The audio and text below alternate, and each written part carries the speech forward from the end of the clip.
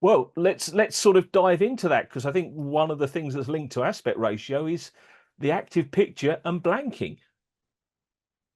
Are you buying a software product that's just going to display the active picture?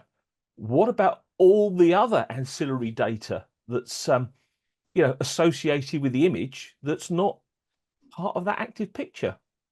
So I find this amusing. Here we are in the 21st century, and I'm still using an analog waveform to explain what's going on in the world. Any of you who sat through Steve and I when we talk about SMPTE and 2110 and media over IP, this appears because suddenly the term active picture has huge significance, doesn't it, Steve?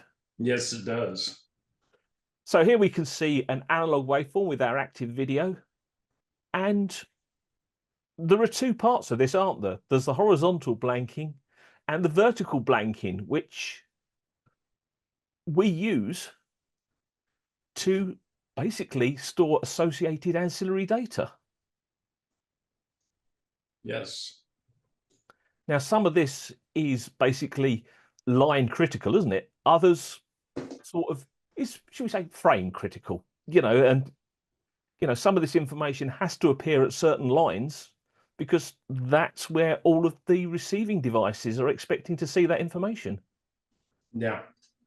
Well, and if it's a theatrical release, it's not going to fit in a 16:9 window.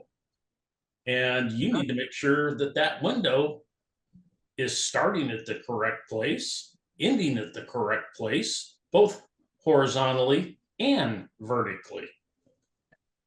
Should we take people through where it should start, Steve? Because obviously for television, black starts at line 0, pixel 0.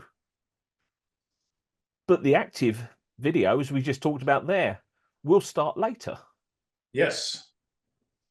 And that's the concerning point, is especially on scanned material, there's a lot of older material that was all shot on 35 millimeter that's being rescanned. And you can have framing errors to where the scan actually was off a pixel or two, left or right. And did it start at the correct point? Did it end at the correct point?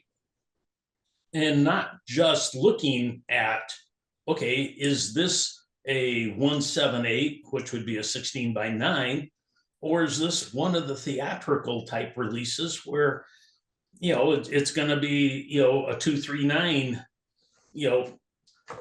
type image where, yes, it's going to be, we might say, skinnier and wider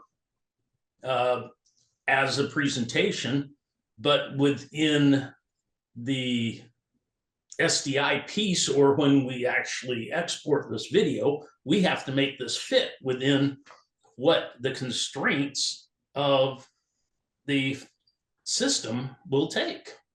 Yeah. So as we mentioned, it's going to be the VANC that's going to be affected here. And to support these different aspect ratios, the video may start on a later line and it may end before the last line of the raster, as you said. And to give you an example here, this is a small selection where they start and finish. Yes.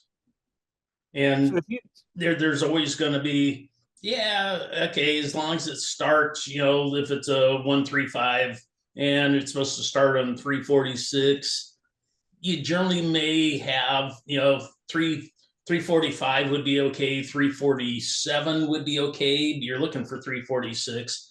There might be a line or two wiggle room, but you need to be able to tell, that it did start and end exactly where it is supposed to. Yeah. Simple, this, isn't it?